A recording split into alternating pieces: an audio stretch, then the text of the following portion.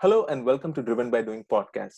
Today I have got one of my friends and one of my own inspirations to start a podcast, and I am super inspired seeing Dominic every day.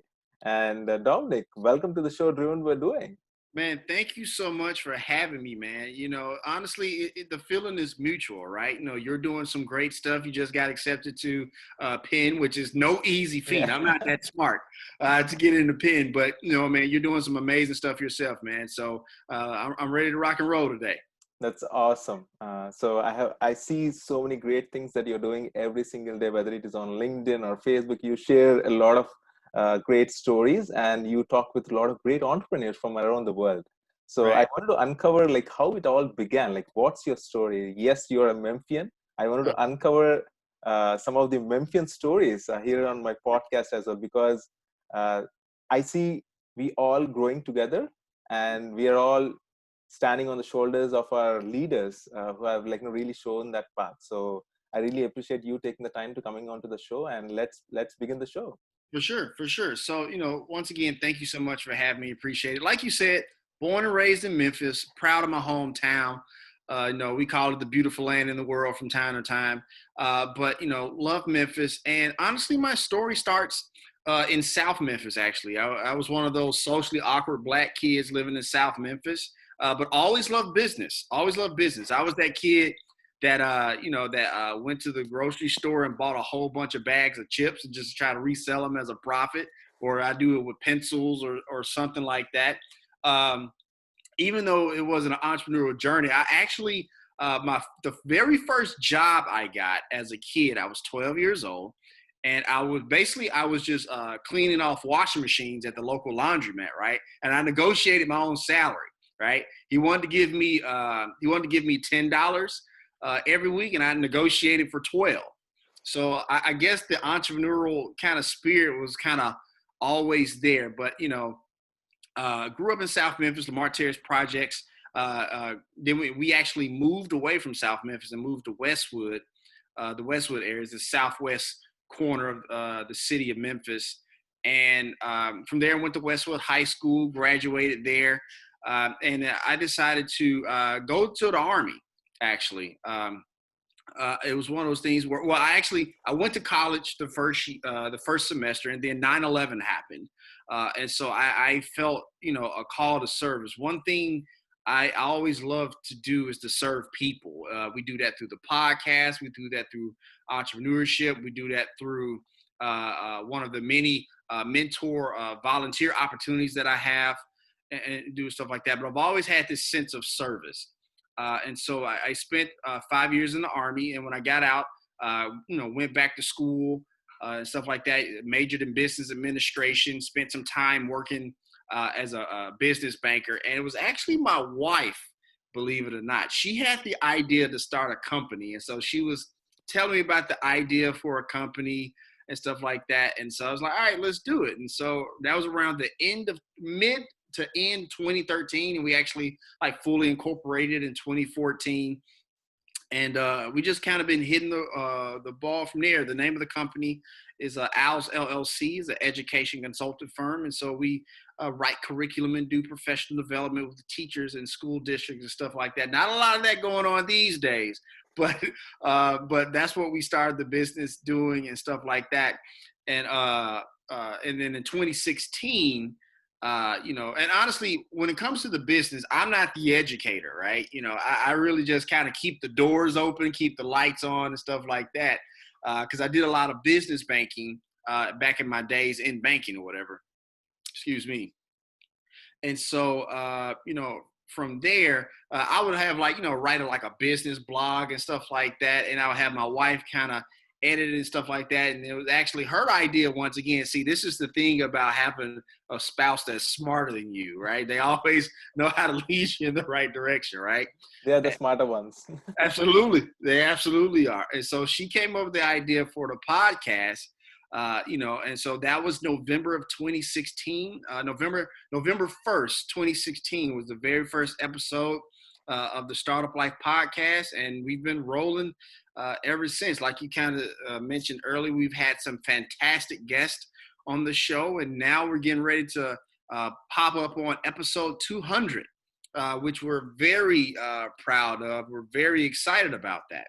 Wow, that's just amazing. I when I remember your story, you told me like a few months ago that how you got started with the Startup Life podcast. Yes, you started off just in your bedroom, like just getting it off the ground. And like, Yeah. what was that experience like? Like, walk us through that journey, because a lot Yeah. of us are sitting right now at homes. Like, everybody's at home, Right. and they were thinking like, hey, I got so much time now.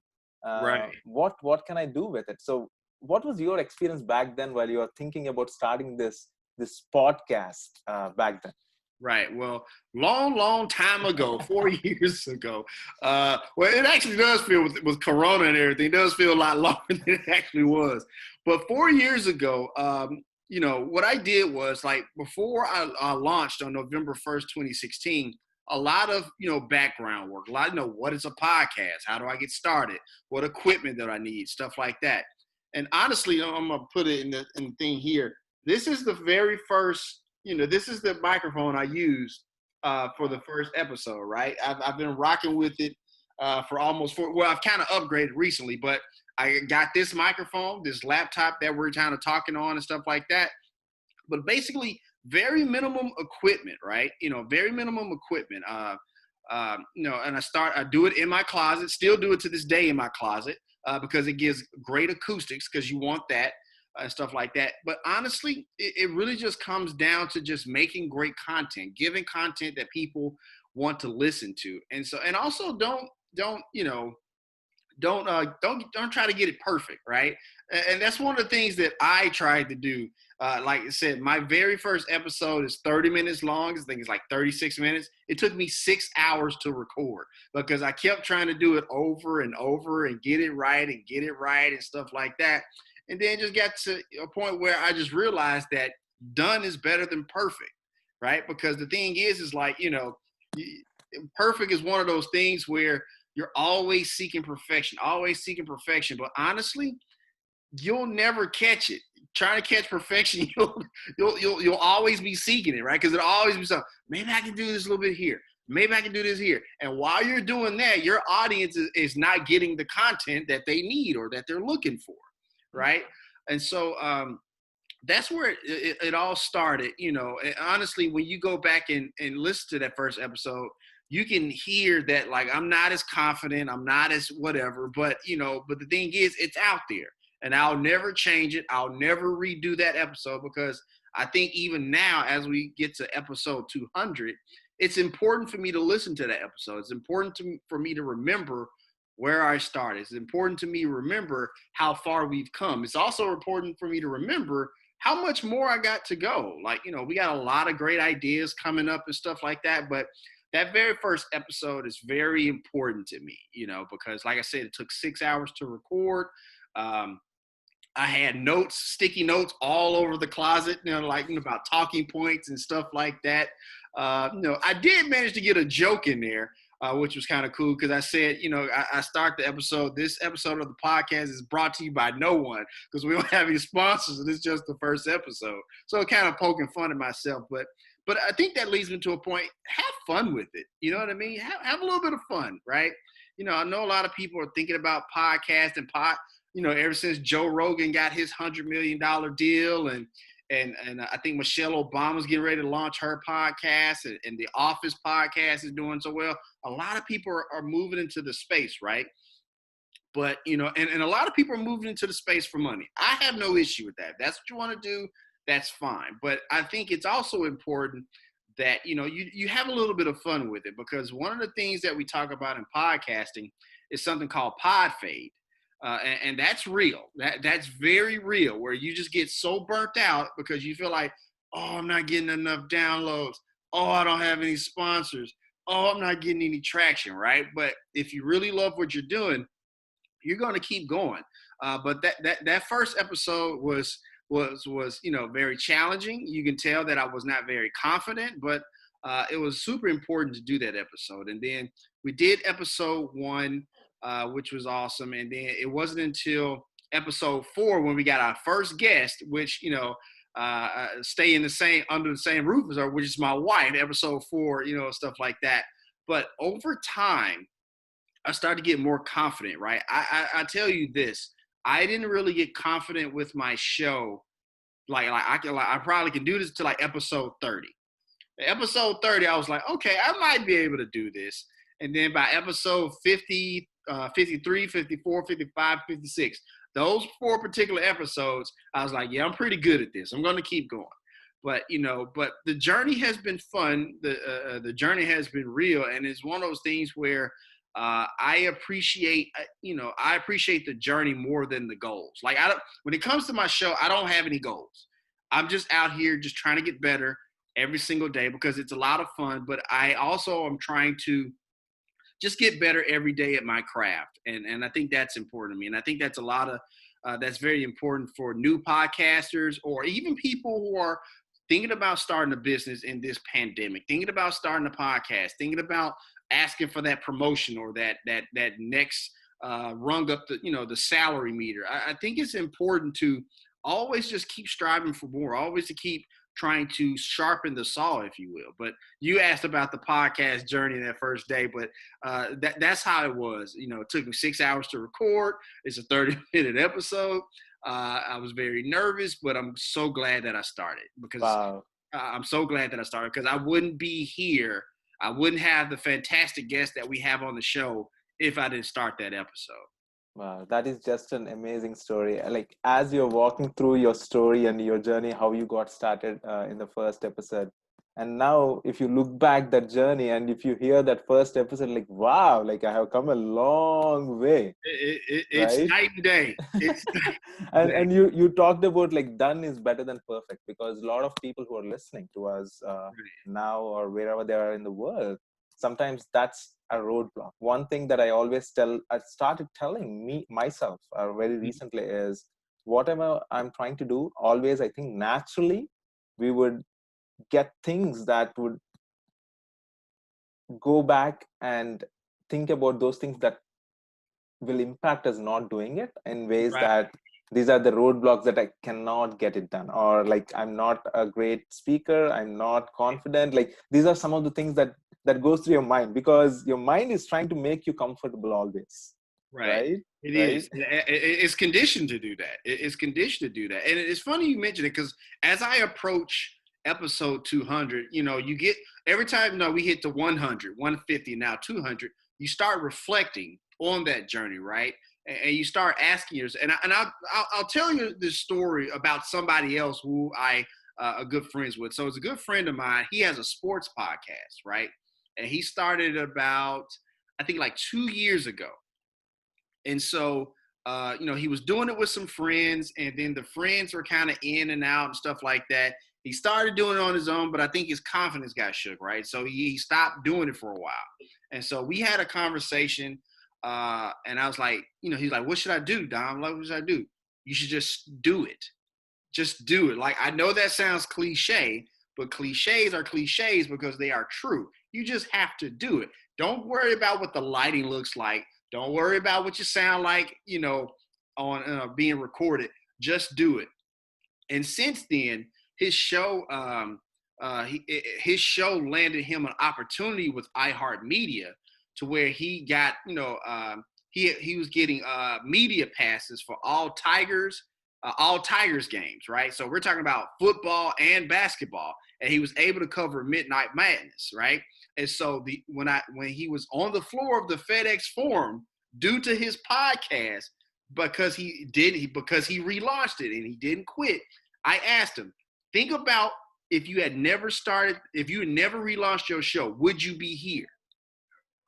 And he was like, no, I wouldn't be here. All right, so keep going. And just the other day, his podcast just got signed to SB Nation. So now affiliate to cover the Grizzlies, right? And I told him again just the other day, let's go back. Think about if you had never relaunched your show, would you be here? He's like, nah, Dom, I win it. So like, keep going. And so that's the same thing with me. I asked myself, Dominic, if you had never started your show and you worried about how you sound, if you worried about how, your voice sounds shaky or how you sound recorded or you don't have enough content or you don't have enough guests, would you be interviewing the co-founder of Netflix? Would you be interviewing the chairman of JetBlue Airways? Would you be interviewing some of the other amazing people that you've had on the show? And the answer is no. So I tell everybody, like, look, podcasting or whatever, in order to have those ideas, those dreams realized or whatever, you have to start and you have to keep going, because I can 100% guarantee that if you don't do it or if you stop, those things will not be fulfilled. It really is that simple. It really is that simple. Wow, just putting a lot of energy into the world, and especially like as I was listening to you, I was thinking like I asked the same questions. Like even when I wanted to get started into podcasting, like why do I want to do it?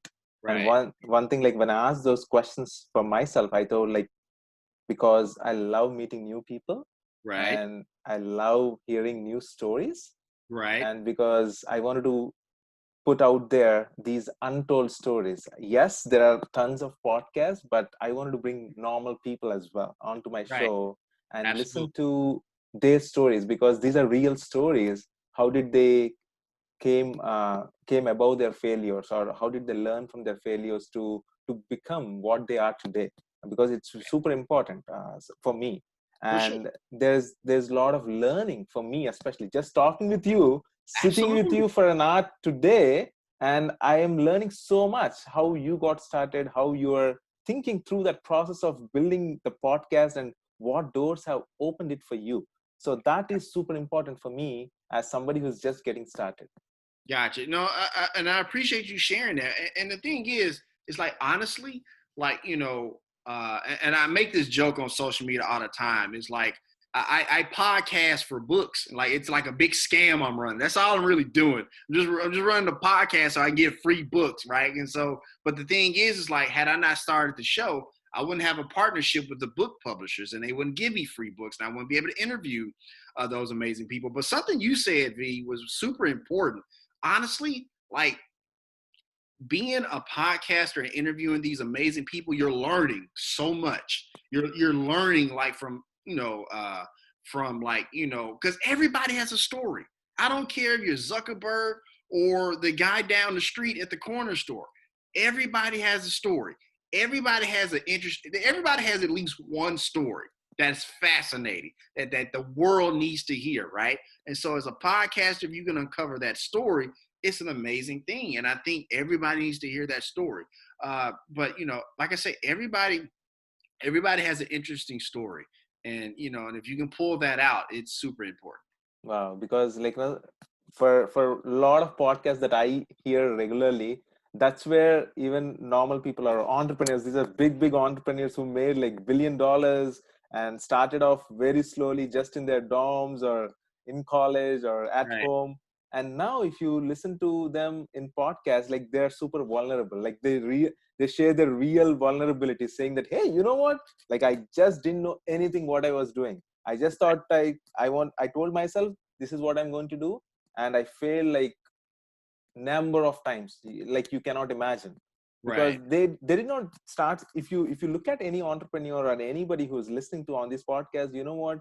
Their first idea or their 10th idea or 20th idea was all failures.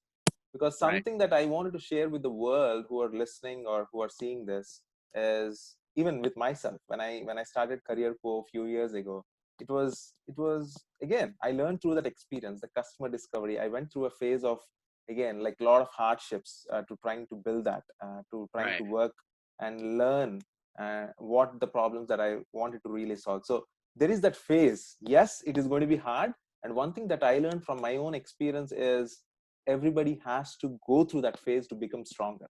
It's part of the process. It is part of the process. The thing is that, and one of my guests said this, a few years back. He actually passed away about 2 years ago. But before he did, he came on the show and he said exactly what you're saying, V. You have to go through that process. And the reason you have to go through that process is that, like, if you took 2015 version of you and just, like, like a game piece, just jet set it all the way to 2020, you wouldn't be able to handle it, because you don't know you didn't go through 2016, 2017, 2018, 2019, and 2020. You didn't go through the process of what, you didn't go through that learning process to even get to that point. So if I just dropped you from 2015 to 2020, you'll be clueless.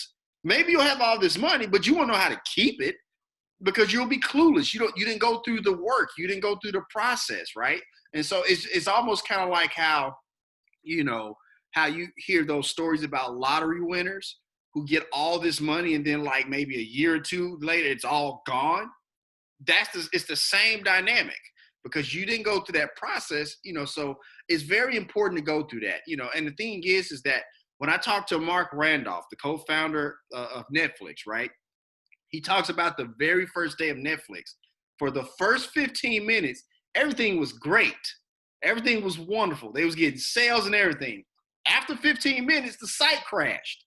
And so literally think about, this is Netflix now, the streaming service we all know and love. But in the first 15 minutes, the site crashed. And so he spent the rest of the day going around Best Buys, buying up servers because he needed more server space to keep Netflix, afloat. Wow. So we're talking about like this major company, right? And the thing is, and you said it yourself, they all go through these things. They all go through these things. The founder of Paychex, the Paychex company, right? Same thing. He started Paychex and it got to a point where, his best friend came over to his house and there was nothing in the refrigerator. And like, this man has a wife and 2 kids. There's nothing in the refrigerator. His best friend's like, come on, put some clothes on. I'm taking you out to eat. Cause he felt bad for him. Right.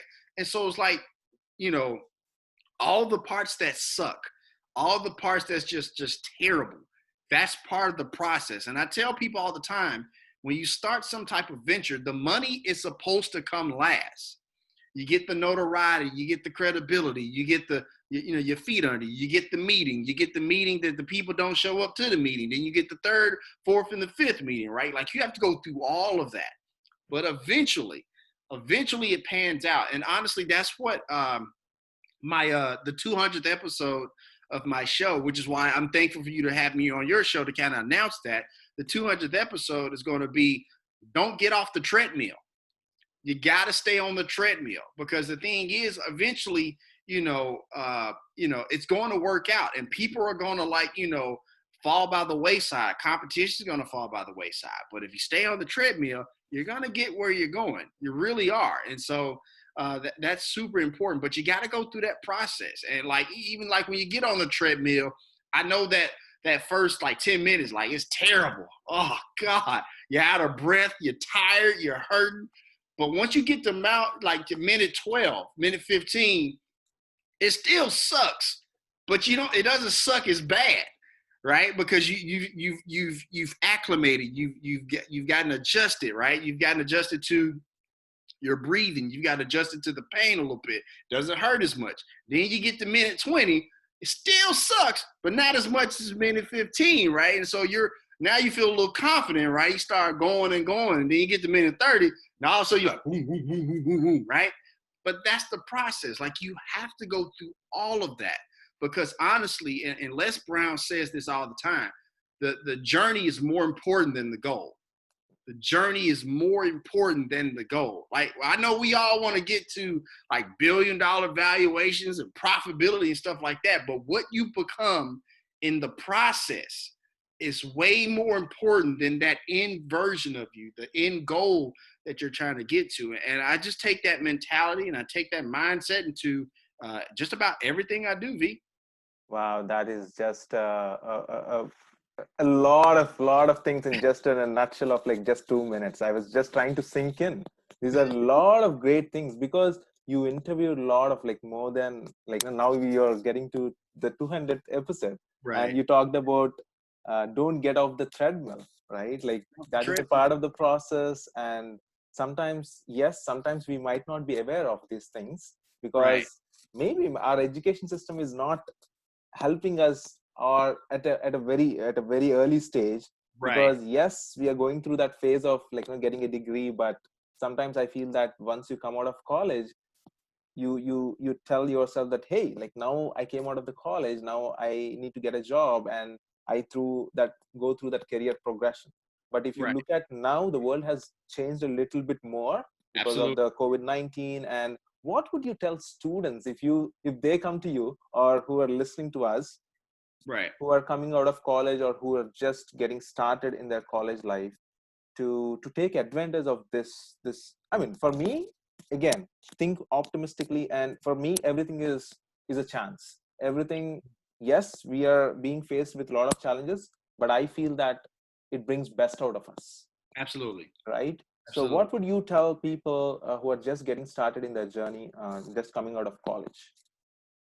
When it comes to, and I speak to the class of 2020, right? The class of 2020, my heart breaks for them, right? Because they didn't ask for this. I mean, you go through school, you go through college or high school, and you're like, man, I can't wait to graduation day. I can't wait to graduation day. And the thing is, they've earned it, right? And so, what I would tell, people who are just starting their college career and stuff like that during this very unprecedented time, try a lot of different things. Because the thing is like, as I know we kind of started to reopen the economy, but maybe we're starting to kind of roll that back out. And so the economic landscape is kind of a bit stagnant. It's kind of a bit of a standstill, if you will, right? And so if there was ever a time to just try some new things, it's now. Because the thing is that like, as everything is kind of still and everything is just kind of like on hold right now, you get to figure out what you really like. And so that way, once the economy starts to pick back up and move forward again, then, if you find what you like now, you can just hit the ball rolling and just start, hitting the pavement going, 100% all the time, right? And so that's what I would tell them, like, try a lot of stuff. And I would tell them this, even if all this wasn't going on, but now you can actually take advantage of it a little bit more by just trying a few different things. Because like I said, our economy is just kind of like just sitting still right now. It really is. And so, try the podcasting, try painting, try something. I don't know, but the thing is that like, our careers are important, right? For those of us who work 9 to 5, stuff like that, that's important. I would never tell you to like, abandon that or whatever. But the thing is that life is short. And so it's very important to try new things and at the very least vet out what you think you may like. Because the thing is that what you don't want to have happen is 20, 30 years down the line, and you say, you know what, I really should have tried that podcasting thing. If I had tried that podcasting thing 20, 30 years from now, where would I be? If I had tried, taking that trip to, to the West Coast just to kind of like, figure out some things, right? Or whatever it may be, try some stuff. Try some stuff. That's what I would implore. Be encouraged. Know that this COVID-19, this coronavirus won't be here all the time. And if it is going to be here for a while, human beings know how to adjust. We have always adjusted. We adjusted through the Spanish flu here in America. We adjusted through 9/11. We adjusted through the economic crisis of 2008.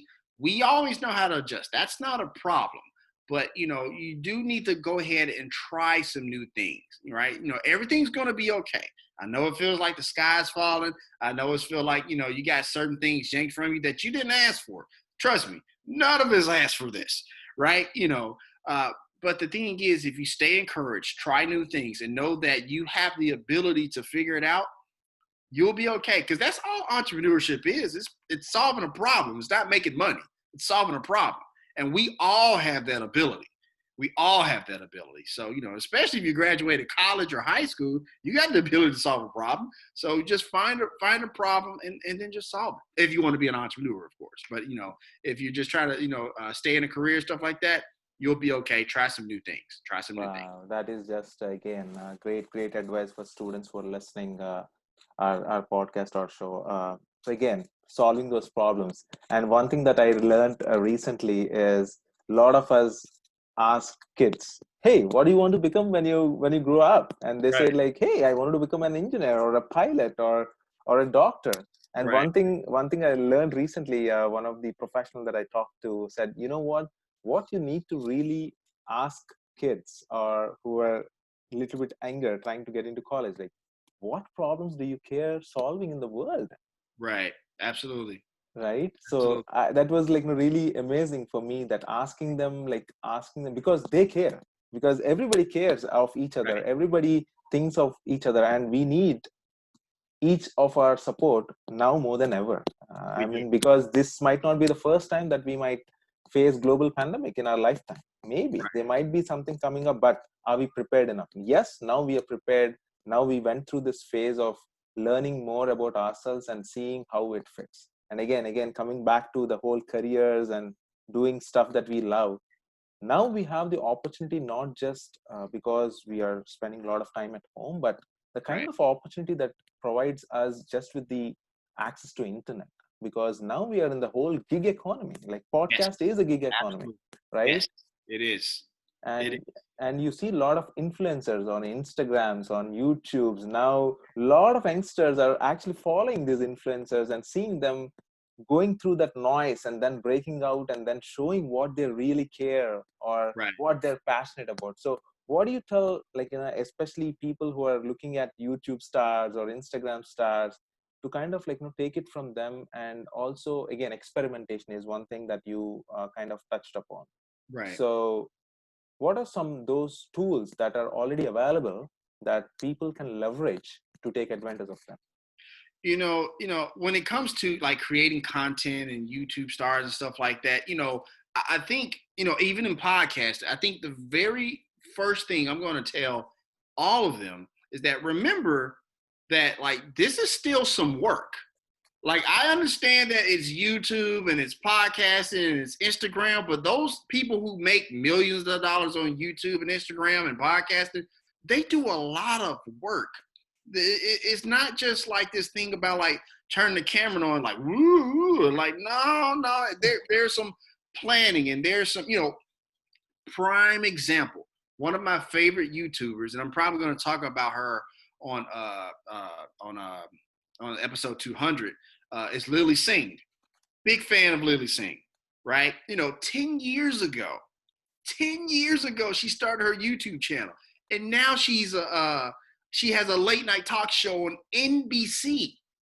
You see what I'm saying? Like you don't get to in this is network television. This isn't cable. You don't get to NBC by just turning the camera on and just doing random stuff. That's not how this works, right? So the very first thing I would tell them is that like it takes some work. I know the medium is something that a lot of us do for leisure, like listening to podcasts, looking at Instagram and being on YouTube. I know that's a leisure thing, but those content creators are doing some serious work. So that's something you want to dive into. Make sure you do that work, but also make sure you make the investment, not just the time, which we just talked about, but the monetary investment, whether it be certain type of equipment or lighting and stuff like that. And honestly, a lot of this stuff, if you're looking around, it's not very expensive. It's not very expensive. Like what you can't do is compare yourself to like other people who have like these multi-million-dollar studios. Don't do that, right? Because I don't have multi-million-dollars to be doing stuff like that. So you have to be creative. But you do have to make a little bit of investment, whether it be a microphone that you can get for $50 or a light ring that you can get for $30 or something like that, depending on what you want to do. I'm not saying that, to break the bank, but you do have to make some type of minimum investment, because the thing is that like, one of the things I've learned is that like, if you pour into something, right? If you pour into something, over time you're going to get better, but you do have to make those investments. You do have to, buy the server for your podcast. You do have to invest in that microphone, that light ring, or whatever the case may be, or you're just lighting in general. But I would just tell those people that like, look, and start small. It's okay to start small. You don't, like I said, you don't have to break the bank. If you're savvy enough, and also instead of buying it new, if you can find it used, you get it used. That's okay too. But the point is that like, if there is some work, there are very different avenues, and there's tons websites and apps that will help you, right? Like I just started using the Headliner app to take snippets of my episode and just upload them, right? Actually, believe it was actually the book publisher HarperCollins asked me to do that for one of my episodes. And then when I found it, I was like, oh my goodness, now I'm just going to use this all the time, right? And so it's getting a lot of, some of the stuff I've been using is getting a lot of engagement. But, I tell people all the time, in this digital economy, this tech economy, this gig economy, a lot of times what you need to do, you can either hire a person or hire an app, because a lot of these apps and websites can do a lot of the work that you need to kind of promote what you're doing. And I don't just mean just content creators, right? There's apps for people who do roofing, right? Where you can like go to a person's house and like do like a picture of their house and like sample different type of roof types. Forgive me for any roofers. I'm not a roofer, so if I say anything ignorant, I do apologize. But like you can like put the different type of color roofing types on a person's house so they can see what it looks like. If you're into interior design, you can take a panoramic, picture of your house and then like, paint this wall this color and paint this wall that color and hang that picture all digitally, right? So there are, it just takes a matter of like looking in the app store, searching the web, right? And getting in certain groups, social media groups with Twitter or Facebook or whatever you want to use. But the thing is, the most important thing is once you dive into that space and you go down the rabbit hole, the things you need, I don't know how it happens, V, but the thing is, the things you need miraculously start coming your way, right? They just, I don't know what it is, they just pop out of nowhere, right? Now granted, some of that could be from the Facebook and Instagram algorithm, but that's neither here nor there. But the point is like, even outside of that, like when you're like, out talking to people, if you go out and talk to somebody like, hey, I got this podcast and I've been looking for this, you're like, that person may like, you know what? I know this person who does this. Let me introduce you to him.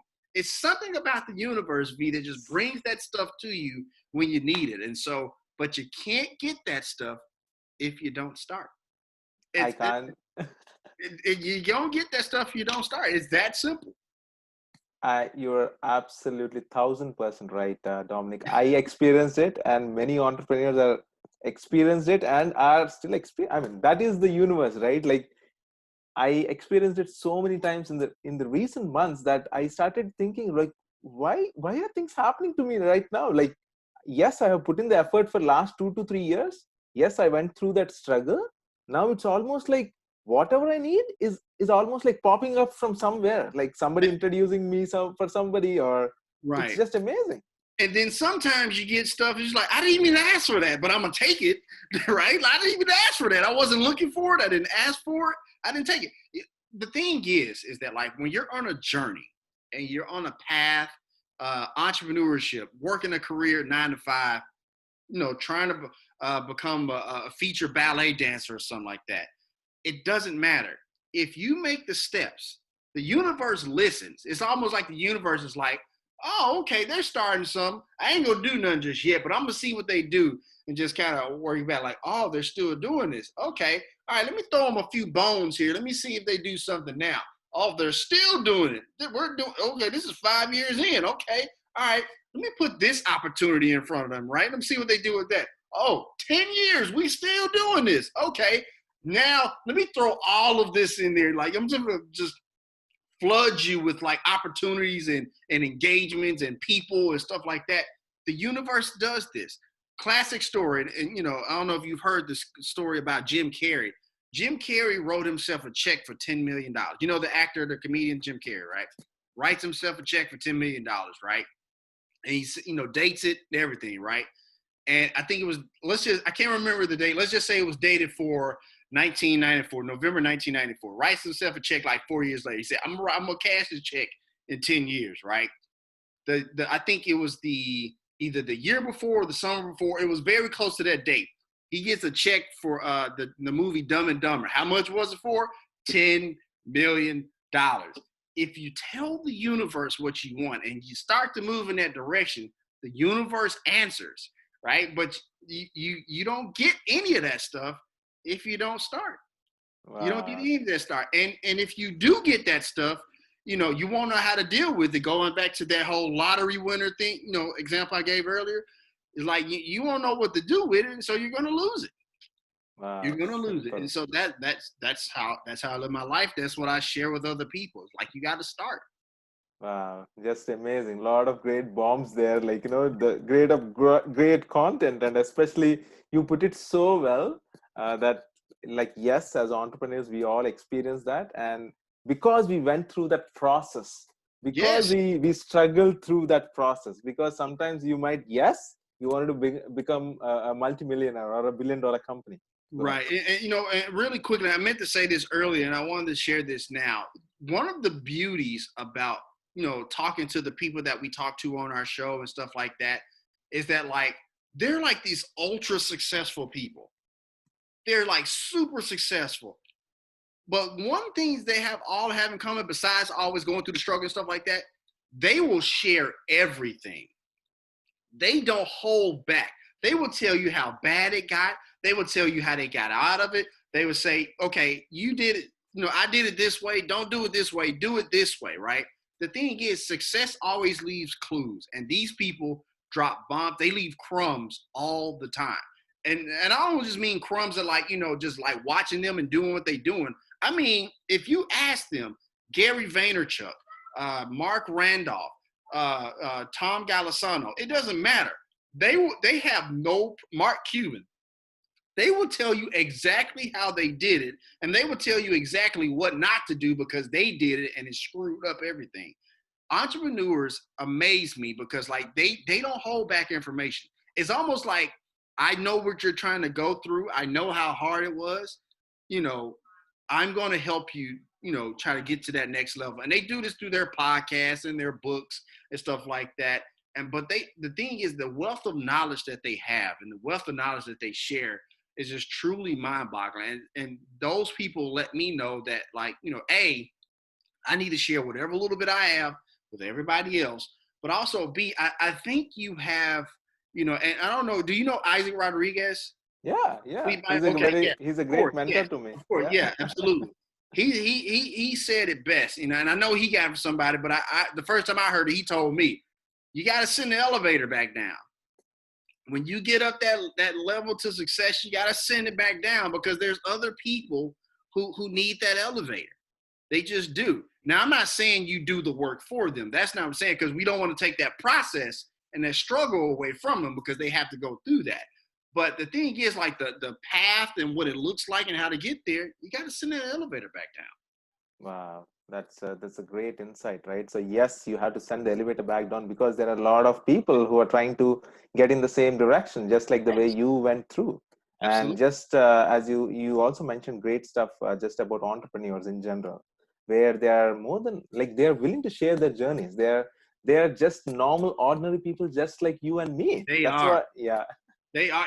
That's funny because the thing is, like, before I start interviewing these people, I just like, oh, they have maids and they let people do this. No, they tell stories about, like, I gotta stop doing work so I can go pick up my kid from school, or I gotta change diapers, or I gotta wake up early in the morning to do this, for my wife or my husband or something like that. Like, they're normal people. They just so happen to do these miraculous business, endeavors. You know what I mean? And so. They honestly are just like normal people, just like me and you. They do normal stuff. They do regular stuff. They watch TV. It's just weird. It's just weird. But but they live these amazing lives, and they have these options to do different stuff because they took a risk. They took a risk. They took a journey. They trusted the process. They went through the struggle, and now a lot of them, they're just wild. A lot of them are just wildly successful. Trusting the process is super important. That without going through that process, yes, you'll make it maybe for the first time or the second time. In a Right. long run is when you're going to learn it the hard way if you don't go through Absolutely. that process. Absolutely. And sometimes, that process can be really hard. So sometimes you got to go off in like a dark room and just like close your eyes and vision what's it supposed to look like, come out of the dark room and then go through that process. Sometimes you have to remind yourself what you're working towards, you know what I mean? Whether that be through a vision board or like, daydreaming a little bit from time to time, because look, we all get discouraged. We all get discouraged. Like right now, due to COVID-19, big core of our business was schools being open, right? And that's completely gone, at least, now. And I know they're trying to reopen schools. I'm not really sure if that's a good idea, but, that's neither here nor there. But, we had to adjust. We had to adjust. And so, we're still hanging in there. We're still taking punches. And, another thing, and I just thought about this and I'll shut up. One of the things that I've learned from all of them, because that's the thing, right? When you talk to these people, you're learning, right? Honestly, it's almost like an MBA program, just talking to them, you know what I'm saying? Because I'm hearing it straight from them, right? But like one of the things that I've learned from them, like there is, because people say, how did you become a billionaire, like a multi-billionaire? Like people who are successful like that, there is no sense of I made it. Like, because the thing is, saying I made it seems like you stop learning, you stop growing, you stop building, you stop grinding, all of that. It's like there's just this constant thing of just keeping going. That's why I don't really do goals like that, right? I don't really like set goals for myself. I just do the work, and then whatever comes as a byproduct of it, I'm like, all right, that's cool. I just keep doing the work. And so that's one of the things, that mindset of a billionaire, because that's a big number. Like they don't have this idea of like I made it. Like it doesn't exist. They don't say those words. Like they just don't say it. They don't think like that.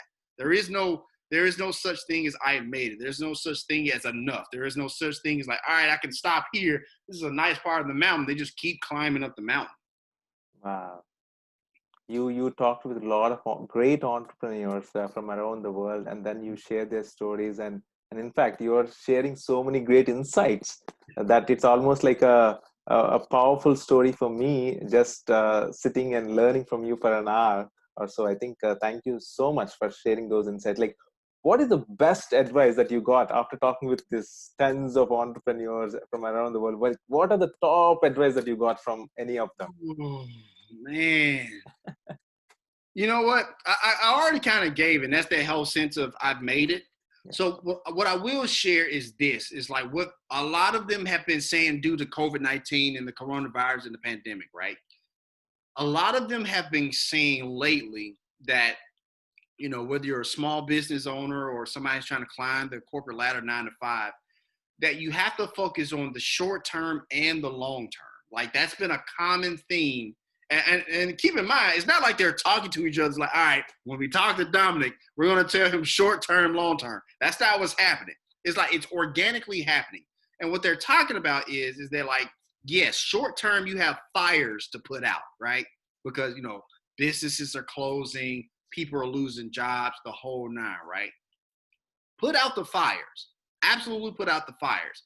But also, as you're putting out the fires, think about what the recovery looks like as well. Because the thing is, if you only put out the fires now, you become short-sighted. You can't see past, whatever. And then once you get to the next point, you don't know what to do because you didn't plan for it, right? And so basically, you'll just be in this whole, like this running loop of short-termism the entire time. You know what I mean? And so that's what I've been learning from them lately. And all of them said it, from the former CIO of Facebook, the former CEO of Honeywell. When we talked to him, he said it. Alex Carter, she's a United Nations negotiations trainer. She said it. Like they're all saying the same thing. You have to focus on that duality of short-term putting out fires, but long-term planning. So that way, when you come out of the short term, you're setting yourself up for success. And that's what David Cote, who was the CEO of Honeywell at the time, that's how he grew Honeywell from a $20 billion market cap to a $120 billion market cap during the economic depression of 2008. Like he grew the company like that during a recession, right? And so that's what he talks about in his book and stuff like that. But they're all sharing that same thing. Put out the short-term fires, but also plan for the long-term recovery. Great advice, and thanks for sharing that great insights, because that's almost like a pattern that you have seen from all these entrepreneurs. These are great entrepreneurs, CEOs, whatnot, from around the world. I think there's this common pattern that's a great insight for anybody who's listening to us and watching our show. And I had got so many great insights, and I'm so thankful for your time talking to me today. And thanks for all the inspiration and the motivation that you share with the world every single day on all the social media platforms that you're on, and also on LinkedIn, and especially with your Startup Life podcast. Like any listeners who are listening to this episode and our show, please subscribe to Startup Life podcast, as well as Driven by Doing podcast as well. And Absolutely. then Absolutely. just listen to these great insights from great Dom has shared from these entrepreneurs, because now he's just launching his 200th episode. That's a great feat for any podcaster, getting that first episode not very long ago, like 3-4 years ago. He started his first episode, and he just shared his journey. And just to put in perspective, you know, and that's the beauty about staying on the treadmill, which we're going to talk about. We're at we just launched 187 today, so we'll be hitting 200 pretty soon. But that's one of the, just to put in perspective, when you talk about 200 episodes on a podcast, 97% of podcasters stop after episode 12, right? They stop after episode 12. And so seeing how you, you know, are now at like, you know, 13, 14, stuff like that, you've hit that first threshold, you know what I mean? And so like, you know, I'll tell you, like I tell everybody, keep going, keep putting out the content, keep putting out, you know, these amazing stories that you're having with people from around the world, and keep, and don't be afraid to kind of play around with some stuff. We talked about that earlier about, you know, trying new things. Don't be afraid to play around with your podcast a little bit, you know, from a stance of like, you know, different types of content and stuff like that. There's nothing wrong with experimentation. There's nothing wrong with experimentation, because you always want to be growing within the craft. Just get started, do what you love, and have fun. And thank you It so is. much, Dom, for sharing those great insights with us today. And where can our listeners find you if they wanted to reach out to you or connect with you? Sure. So you can reach out to me on, you know, all social media platforms, the Startup Life Podcast on Facebook, Instagram, Twitter, and we just started putting content on TikTok now. So, you know, hey, all the kids are on TikTok, so I gotta try to get the kids or whatever, stuff like that. But you know, we're on all those platforms. The Startup Life Podcast. You know, and we also have a website, thestartuplifepodcast.com. And you can also follow me personally. I post some stuff on Twitter. Personally from time to time at Counsel Lawson at Twitter, and also on my Facebook page, you know, there. But we're on pretty much all social media platforms. We're on all podcast platforms, including Podcast One. You can listen to us on Podcast One. And then depending on what city you're in, we're in a few cities on radio. We're in Seattle. We're going to launch in San Diego in a few weeks, but we're in Seattle and Denver, in Delaware, New York, and a few other places. So have a lot of irons in the fire, trying to create a large footprint there, V. That is awesome. And thanks again. And thanks for sharing those insights. And talk to you very soon. Thank you for having me.